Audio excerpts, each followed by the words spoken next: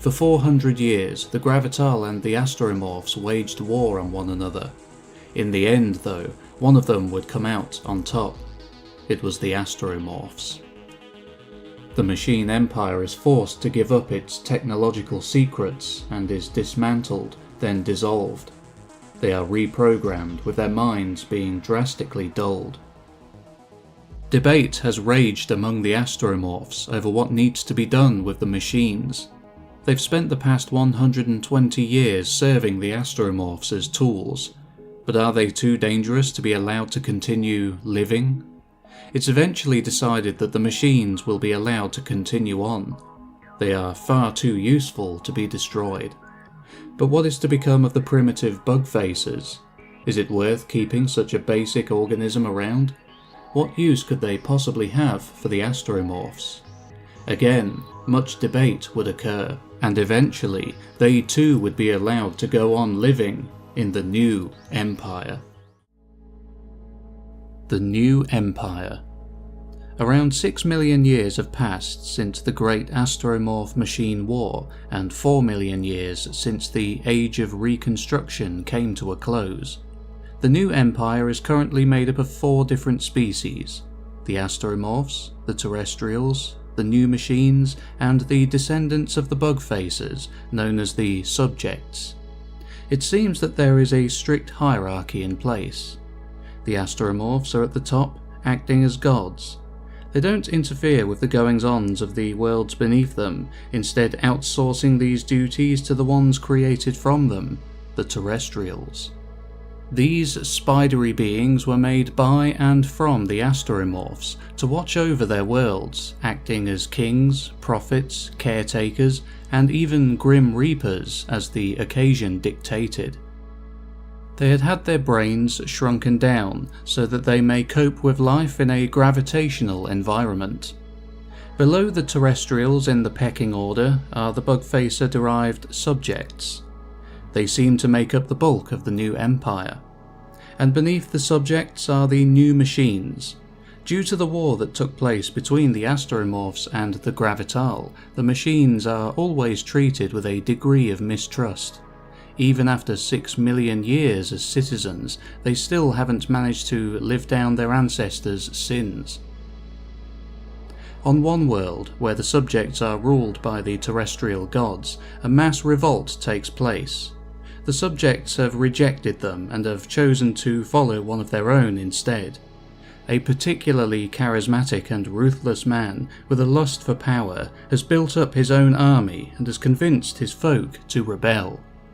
The Terrestrials are not like them, he says. They do not have the Subjects' best interests at heart, only their own, he tells them. It's actually more true than even he realizes. Much is hidden from the Subjects by the Terrestrials, and, even though this charming and persuasive rebel is basically on the mark with what he's telling them, even he would be surprised by just how much these rulers are actively and consciously working against them. For the Terrestrials of this world have grown disgustingly corrupt. They have not done their duty or fulfilled their obligations to shepherd and guide the Subjects. They have instead spent their time in the pursuit of selfish, material gain and increasing their stranglehold of power. It was relatively easy for the Terrestrials to redirect the Subjects' anger before, when only a small number could see what was really happening. But as time has passed, more and more of them have begun to wake up and reject their terrestrial rulers. The Terrestrials have a plan though. They have genetically engineered a new kind of subject, one that is far less capable intellectually. These new subjects will be much less inclined to question their overlords and much more servile in nature. The Terrestrials will use these new subjects to replace the old. It isn't always the case that the Terrestrials grow corrupt and ruthlessly take advantage of their subjects.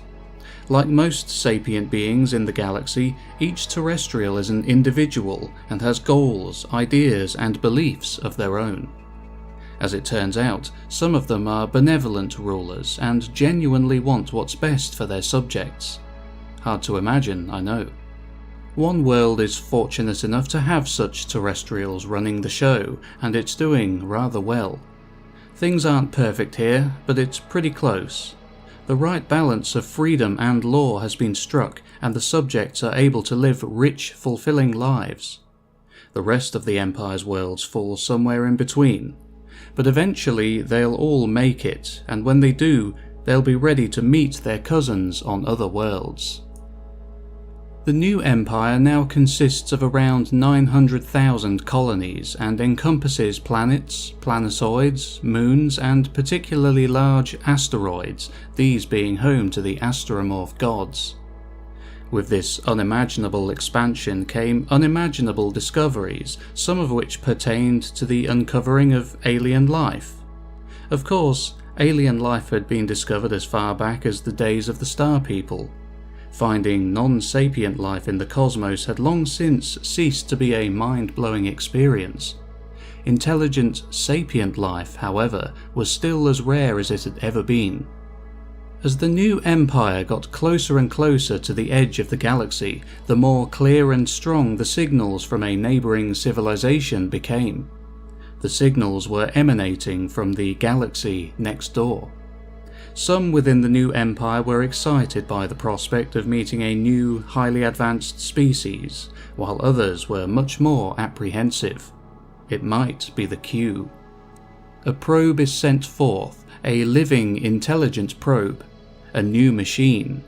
The new machines were no longer just a human mind in a metal casing like the comparatively primitive Gravital before them.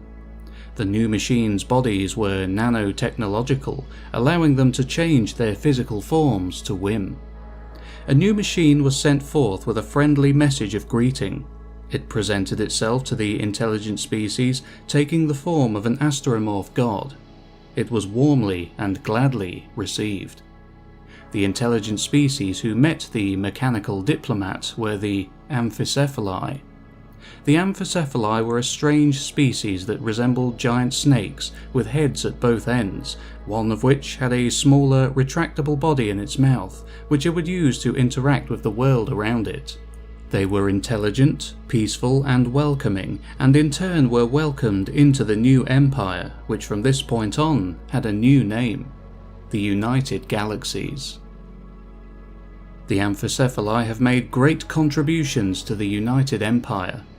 They have spent the past 2 million years assisting the astromorphs with cradling its galaxy's suns with artificial, reflective shells, which have multiplied its habitable zones 1 billion-fold.